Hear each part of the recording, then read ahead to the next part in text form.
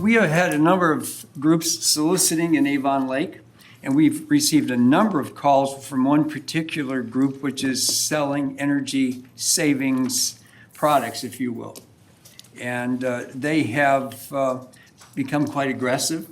I had a situation where a person who knew me was told that I had endorsed the product they were selling, and therefore it was fine. And evidence of that was my signature on the badge. My signature on the badge merely says that they have gone through the procedure of registering to solicit, and with the cursory background check, they have proven to be acceptable, et cetera. So we did have the graduation of the first Fire Academy group, and there were 12 individuals who participated. A number of them were friends of mine, and they were absolutely delighted with the program.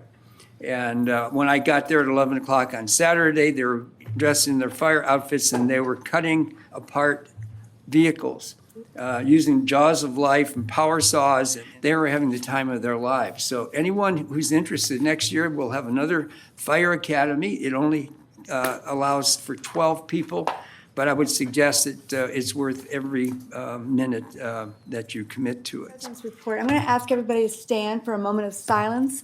One of our past council members, Judith Emmerich, passed away this past week. Thank you.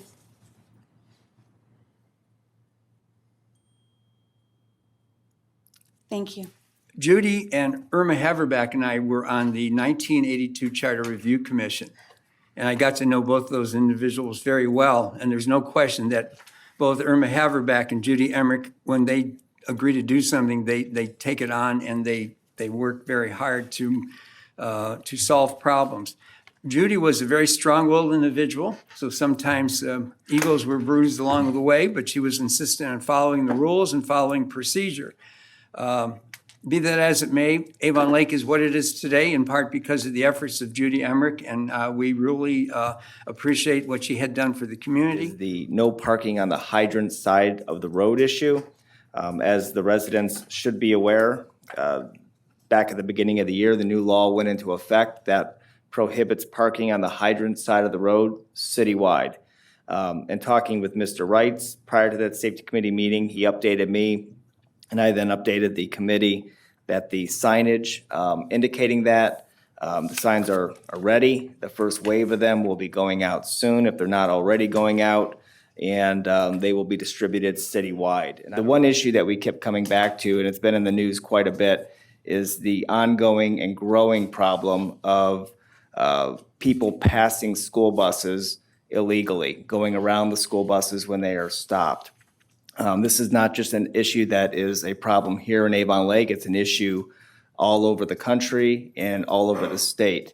It has gotten so big, to quote the, I don't want to say to quote, but in our conversation it was stated by the superintendent when we discussed it that this is really a bigger issue in the minds of many, safety issue than the seatbelt issue is, because of how dangerous it is and how many more fatalities occur from when the students are outside the bus and are getting on or getting off the bus rather than in the bus. There was actually a survey that was put out by the Ohio Education Department as this issue has been beginning to grow, and it asked districts to have their bus drivers keep a chart for one day to get a feel of what this is like on a daily basis of how big this issue is. Most alarming, Avon Lake did participate in that survey, and on that single day of March the 28th, the drivers noted 11 violations of people illegally driving around school buses. An ordinance allowing beer to be sold, served, dispensed, and consumed at a one-day beer festival to be held at Miller Road Park on September 28th, 2019. This is an item that came out of the last safety committee meeting with a unanimous 2-0 vote. The beer festival will be back again this year at Miller Road Park. The one big difference between last year and this year is that it won't be a bicentennial event, and it's being taken over by the Avon Lake Boosters, headed by Mr. Marty Gallagher, who's in our audience tonight. And the beer festival will be taking place this year on September the 28th. 2019, again at Miller Road Park. We were given just some brief updates on some of the really good changes that are coming to this event, and I think that in the weeks and months to come, as more and more is decided on how this is going to be rolled out, I think that people are really going to be pleased with the direction that the Avon Lake Boosters Club are taking this, and we really do wish them the absolute best and a very successful and safe event. Thank you. Thank you. I would like to add, Mr. Gallagher, that I want to thank you for coming forward. Has great experience with putting together events, successful events, and it's another talented individual from our community that has said yes and put his hand up. Thank you very much. Any other discussion by other members? Yes, Mr. Arnold. Yes, I'd also like to thank Mr. Gallagher and his group at the Avon Lake Athletic Boosters to kind of take over the event. Please call the roll. Mr. Zuber. Yes. Mr. Arnold. Yes. Mrs. Campo. Yes. Mrs. Fenderbosh. Yes. Mr. James. Yes. Mr. Koss. Yes. Thank you. The ordinance has been adopted. This is an item that again came out of the Safety Committee with a 2-0 vote. I'm not sure if any of us realized, I know I sure didn't, that there was an ordinance on our books passed, 2 different dates of passage of the sections, one being March the 9th, 1981, and the second being February the 8th, 1982, that limited and charged fees for electronic games, otherwise video games, pinball games, and other coin-operated games in the city, and dictated where they could be and how many could be included in a 10,000-foot space. We could not find anybody that was around back then with the city that could give a reason of why this was passed, but it's safely assumed that looking at the dates of this passage of this ordinance, or this section, that this was the beginning of the video game era, and Pac-Man, Donkey Kong, all of those were taking the country by storm, and the city council at that time, probably being very prudent with their thoughts, didn't want it to get out of control, and wanted to put some restrictions on where it could not go. And I mean, just looking at this, it kind of dates itself when you read it, where it prohibits any coin-operated game from being in a butcher shop, a dairy product store, an ice delivery store, a milk station.